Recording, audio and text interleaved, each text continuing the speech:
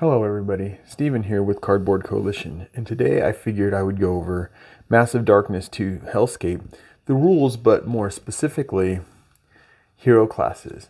There will be timestamps, but I figured we'd go over all the hero classes in the base game and all the hero classes in the expansions or the hero boxes and stuff like that. So let's go ahead and dive into it. Alright, the Wizard. So when you're setting up the wizard, you want to make sure he has his amulet, and then you want to make sure that they have their skill cards. So they have their deck of skill cards. And what the player's going to do is they're going to take their skill ones, because they get to put one skill in. They're going to flip through them, look at them, they're going to decide on one and put it in a position. Now all the skills in this deck are connected to skills that already are on the amulet. So as you see, there's an attack skill there. This is an attack, so you would put the attack in the attack skill spot. Now, you're all ready to go and play the game. So for the example, let's go ahead and say Mathrin has bumped up his level at least twice, right? So he's bumped up at least twice. He has 2 skills on the board, and he's ready to go. So it's Mathrin's turn. He decides to attack a mob. So to be able to do a magic attack, one thing you have to keep in mind is that you have to have at least one magic card, weapon, sorry, not card, but a weapon card with the magic symbol on it to perform this attack. So what Mathrin would do, he has a weapon that's magic. He decides to attack using a magic attack. On this card, it says to attack 2 mana, you get +2 damage, and the defender takes 1 fire. So Mathrin would get rid of 2 of his mana. He gets 2 extra attack on it. This shows that he's rolling 1 die, so he rolls it, whatever his results are, plus anything else, and the +2 right there. And at the end, he gets to put fire on the a mob that he's attacking. Now, because he cast that spell, as soon as you cast the spell, your amulet changes, and it always goes clockwise. And it says right here, after spell or paying a mana. So the amulet changes to this spell. Now what this spell does is it allows Mathrin to spend 1 mana and take 2 wounds to do this action, which deals 3 wounds to any enemy in the dungeon. So this could be enemies anywhere in the dungeon, not in his zone. So he's going to go ahead and spend the 1 mana. He's going to take 2 wounds, right? And he's going to put 3 damage on any mob group in the dungeon, right? So any enemy in the dungeon, not mob group, but enemy in the dungeon. So that could be roaming monsters or mobs or bosses or anything. Then once that spell's cast, the amulet turns again, right? And Mathrin, I want to call him Mantis, Mathrin here wants to attack the mob in his zone again. So he's going to spend 2 mana, because you can also spend mana 1 for every turn. So he's going to spend 2, which gets him to turn here and then here. And at this point, he is ready to use his next action point. All this moving around doesn't take action points. You either move automatically after you cast a spell, or you spend a mana to move again. Right? So all that attacking that he did and getting all the way back to get ready to attack again was all in one action. All right, the Paladin. So when you're setting up the Paladin, you want to make sure you put the consecration board next to the hero board, which we're going to have the hero board out. You make sure that that player has all of their skill cards, their skill deck with all the different skill cards.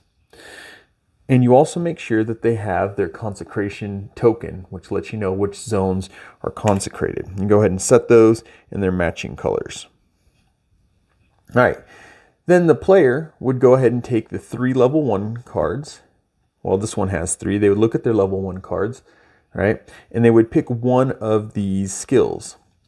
Once they choose the skill, they will put it under one of the consecrations. It's completely up to them where they want to put it, but they go ahead and put it there, and then they're ready to play. Now, on the Paladin's turn, there's some things that they can do. So it says, take 1 mana, spend it, and they can place a consecration anywhere on the map within the line of sight. If you want to know line of sight and all that, you can look at the larger how to play guide, but line of sight. All right, so they go ahead and they can place this out. Now, another thing to know about the Paladin and the consecrations is at the beginning, and this tells you the mana and how that works right here. And up here, it'll tell you in the beginning of the turn, a Paladin can bless one of their skills. Now let's say they have multiple skills out, right? They could only pick one and bless it, and that skill stays blessed and makes it stronger for the rest of that round. At the end of the round, they would flip the skill back over. Now, the other thing, if you might have noticed when I was throwing cards down, that you can do is you can add as many skill cards in a column as you want. You can have as many skill cards per column that you want. And that is everything. Here, we'll set this right here. Oh, that isn't everything you need to know. The other thing is, once you've put out a consecration, it is free to take that consecration back. It tells you right here, you may remove it at any time for free. So at any time, you can go ahead and take it back. You can put it out and be like, no, take it back. But that is how the Paladin works. All right, so the Barbarian. So to set up for the Barbarian, you want to make sure that you have the Berserker board. You set it next to the hero board, which we don't have in this. You have the stance token, and you decide where the stance token goes in the beginning. So how the stance token works is it can go in any of these spots to begin with, and then you spend rage to move it around. So let's go ahead and start it right there. The other thing that you want to make sure that the player has is their skill cards for the Berserker. They're going to take all the level 1 skill cards, and they're going to choose one of these skills.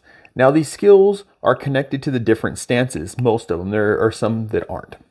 So what they would do is they'd pick a skill, and they would put it with the stance that is associated. So Blood Rage. So Fatal Fury goes with Blood Rage. You will come across some skills that let you put them in any stance. And all of these skills, or the vast majority of these skills, are upgrades to skills that are already here, as you can see here. All right. So you have your skill down, you have your markers and everything, and you're ready to rumble. So the Barbarian works by having rage tokens to spend. How they get rage tokens is by taking wounds. So if they take wounds throughout the game, instead of discarding them to the wound pile, you go ahead and set them on their Berserker board, and now they become rage tokens. You can also get rage tokens from effects in the game, but mostly you get them from the Barbarian taking damage. Now, once the health tokens are put over here, the heart tokens, there's only a max of 7 that you can have at any time. Any excess, you just get rid of, and now they become rage tokens. And the rage tokens are used to change the stance. When changing stance, you can go to here, you can go anywhere. Your stance can kind of just bounce around. So let's go ahead and go through a quick scenario so you understand how the stances work. So Geta here sees some enemy, but they're 3 spaces away, right? They're 3 spaces away. So what she's going to do is she's going to spend one of her rage tokens to change her stance to reckless, right? She is going to take a move action. Then she's going to spend another rage token to be able to move 3 instead of 2. So now she can move 3 spaces, right? So she goes ahead and moves those 3 spaces to where the enemy are. Now, of course, she's a Barbarian, so she wants to attack. So what she's going to do is she's going to spend another rage token to allow herself to change a stance back to Blood Rage. And then when she's getting ready to attack, now she can either spend a rage token to reroll, she can spend a rage token for an extra die, she can do either of those things. But in this instance, she's going to spend one of the rage tokens to get an extra die for the attack.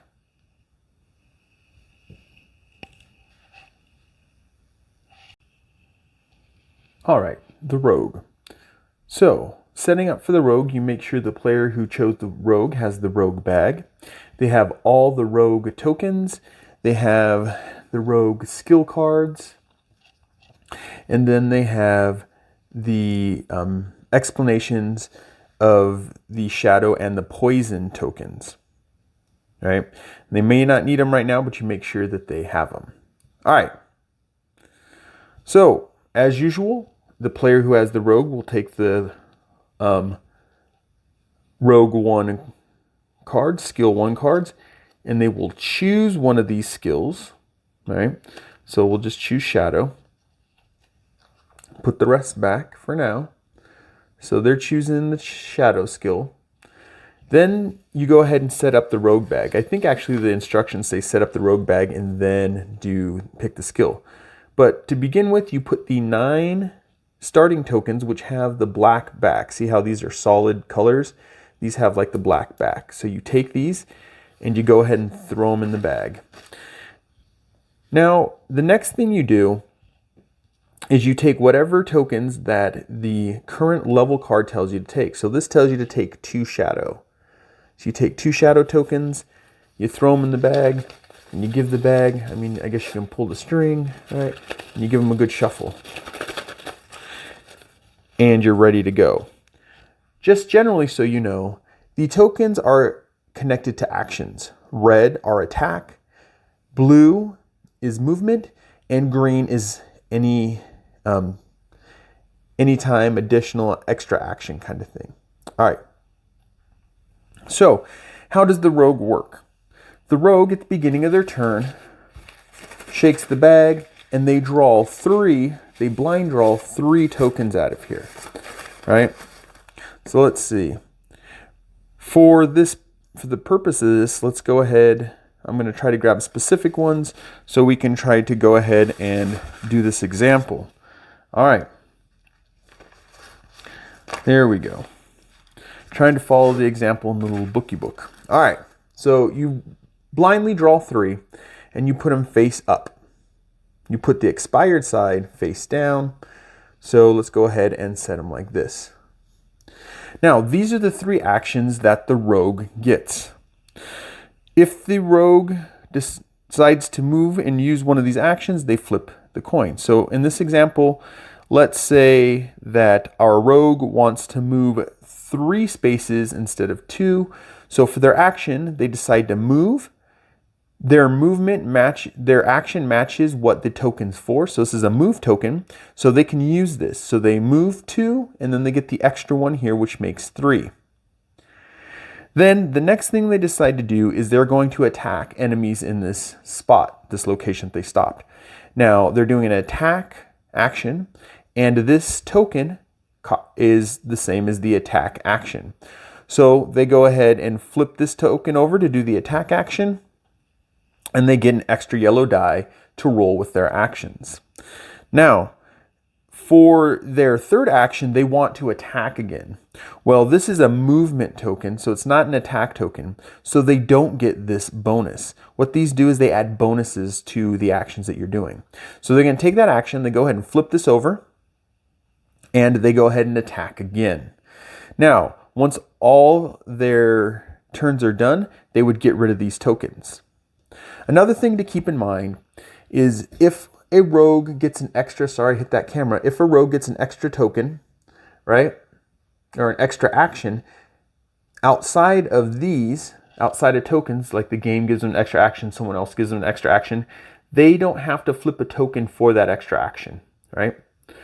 But when they're done, they've done all their actions, they go ahead and take all their tokens, they make a discard pile next to the bag, and then at the beginning of their next turn, they'll draw up 3 more.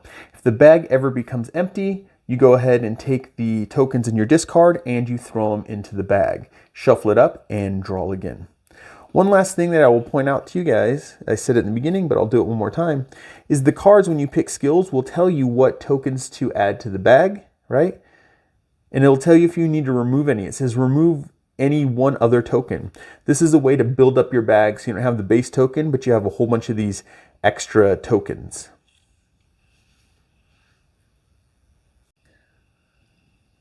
All right, shamans. So how shamans set up is you want to make sure that they have their elemental board, they have their elemental trackers, right? When you set them down, you want to set them beige side up. They say that's the top side, beige side up. Then you want to make sure that they have their elemental cards for the different elements, elemental tokens to represent the elements when they go out on the board, or if you have the Kickstarter, you have these miniatures to represent the elementals. And then you want to make sure that they have their skill cards. And with the shaman, they have a starting skill. So they already have a skill that's out. So just like all the other heroes, the player who has the shaman would go ahead and take their skills. They would look at their starting skills, and they would go ahead and pick one of those and put it next to their element board. Now, how the shaman works is they use mana to bump up the element track. As you see right here, it says mana. Now, this can't be mana that you already have. You can't spend this mana, right? There's no doing that. This has to be mana that you get from rolling your dice, right? So these dice, if you remember, have mana in them. All right, so let's say they get some mana in here. See if we can roll. So they had an awesome mana roll, right? That means that they can move any of these up 1. They can move one of them up 3. So this one could go up 3, or they can go 1, 1, 1, right? That's how you move up the element board. Now, if a token ever reaches the top, it tells you up here, the first time it hits the top, you go ahead and flip it over to the back side, which is the solid color side. You spend all the mana, right? It takes all the mana to flip it over. And now for the rest of that quest, you get whatever the special bonus is up here at the top. Now, why you want to be on this this element board, I'm going to try to not call it the mana board, the element board, is because to do some of your spells, you need stuff. Like this one takes 1 wind and I don't know what this would be, 2 plants, right? So to be able to pull this off, you would have to be able to use that in 2 of these, and then you can pull off this, which is add 1 frost to any enemy in something range. I'd have to look at that closer from way up here. I can't see it. All right, so you use your elements to be able to do the skills. Now, the other thing that you have when you have the shaman is you have these spirit creatures, right? You have the flame spirit and the frost spirit. And how you get those out is that you have, I think they're maybe the top 2 here, you have spells that can bring them out. And it tells you spend this, right? Place it in a zone, spend this, place it in your zone. Place spirit 1 in your zone. The reason it says spirit 1 on there is because you can flip it over once you get the spirit 2, right? You can place spirit 2 in your zone, right? So even the elements can be upgraded with your skills. Your connection to nature, I guess, is how they set that up. So how these spirits work is they work like heroes for the most part when it comes to moving and attacking. They can't interact with objects. They can't open doors, right? They can't do anything like that, like the heroes can, but they can move and they can attack. They get 2 movement points, but also at the beginning of the shaman's turn, for a free action, they can choose one of their elements that's on the board and have them perform an action for free. Now, after that, any other actions they want the elements to perform, they have to spend their own actions. So right off the bat, they can, let's say the fire's on the board, they can move it once, and then, they can have it activate once with 2 movement points, right? Just like heroes, they got those 2 movement points for each activation. Then if they wanted them to move more, they would have to use their actions, or to attack, they have to use their actions. So remember with the elements, their first action on activation is free. Anything after that, the shaman has to pay with the actions that the shaman has. Now, for attack and defense, you go ahead and look at the card and it will tell you what you have. Like the Frost Spirit has 1 blue die for defense, 1 yellow die for attack, and it's a magic attack.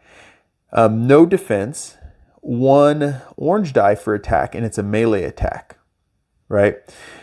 This also has, they have special abilities. So when attacking, the defender takes 1 fire. This one says the defender takes 1 frost. And we went in the how to play, what the frost and the fire tokens do. So if either, you can only have 1 of each of these out on the board at any time, out in the dungeon anytime. You can only have 1 fire spirit and 1 frost spirit. If they're killed, those tokens go back, or if you have the miniatures, right, they go back to the shaman, and they can be brought back out if they spend the elements and have the skill. Now, whatever points that they get from the elements attacking something, so say the fire element attacks a mob and kills a couple guys in the mob, the shaman gets those points.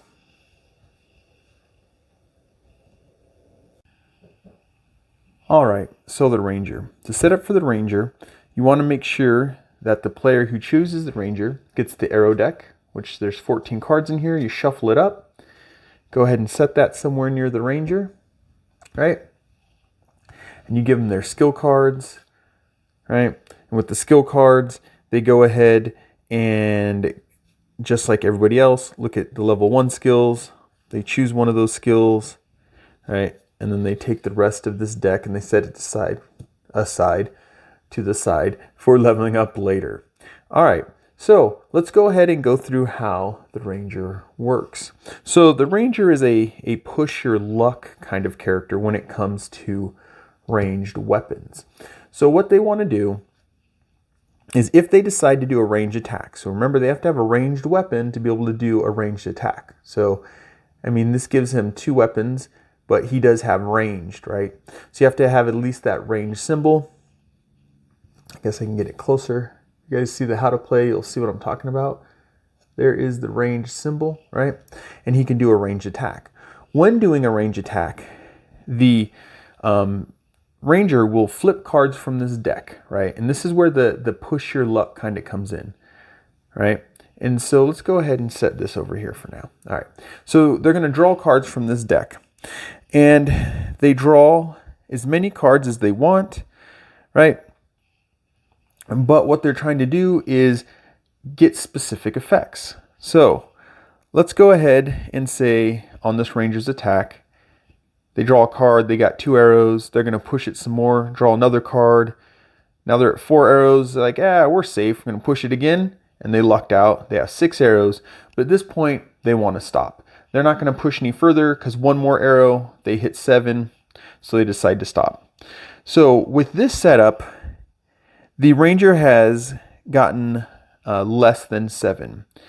If the ranger has gotten less than 7, they go with the center. They get to do all the center things on the skill. So this says with 1 mana, they can reroll 2 die. A defender takes 1 fire damage, and they get -1 to their defense. The defender would get -1 to their defense. All right. Let's pretend like this one didn't happen. Let's go ahead and look at a different setup that we can get. All right. So once again, ranger's turn, or actually we can just do it like this. All right. The ranger does 1 attack, 1 range attack. They get to do all that stuff plus roll the dice. There's all their bonuses. They put all those cards in a discard. They decide to attack again. So let's see, they're going to flip a card. They get a 1. Not too bad. They're going to flip another card. They get 4, or 3. That gives them 4. They're going to push it. They flip another card. They get 8, right? So this means that they busted. They went over 7. They're trying to stay within 7. So if they have gone over 7, then they have to do the bottom thing, all the bottom stuff. And it's this broken arrow. It means that they overdid it. They broke something, they try too hard, what have you. This says nothing happens. This means that the ranger takes 1 fire, and this means the ranger loses 1 mana. Now there's one other thing that can happen. So let's go ahead and take these and throw them over here and say they're going for their third action. They're going to attack again. They flip one card. They get 4. They flip another card. They have 6. This is close, but are they going to push their luck? They flip another card. And then they get exactly 7. And of course, they're going to stop there. So what it means when you get exactly 7 arrows is that you've hit a bullseye. And that means you get all these bonuses along with your attack. So they would roll 1 yellow because of the card and any other extra dice they would have based on what they have. Plus they get these bonuses. So defender takes 1 frost. You can reroll 2 dice and you get 2 mana back. Or you just get 2 mana. And it's always up to your max mana. Now, once that's done, you go ahead and discard these cards. If the ranger ever goes to draw cards and there's no cards in their arrow draw deck, they go ahead and take the discard and they shuffle it and draw as many cards as they want. At the end of their turn, the ranger takes all the cards, they give them a good shuffle, and they're ready to go for their next turn, their next range attack. All right, so that's all the hero abilities for the core box. You have these 6 heroes. I hope you guys enjoyed. I'm Steven with Cardboard Coalition, and as usual, help us grow the coalition by liking, commenting, subscribing, bell notifications, all those typical YouTube stuff. Things. Anyways, especially comment, let me know if you like these kind of longer form explanations. I'll catch you in the next one. And if you're watching today, I'm going to do a double feature because I'm going to do all the extra classes. So I'll catch you in the next one. Bye.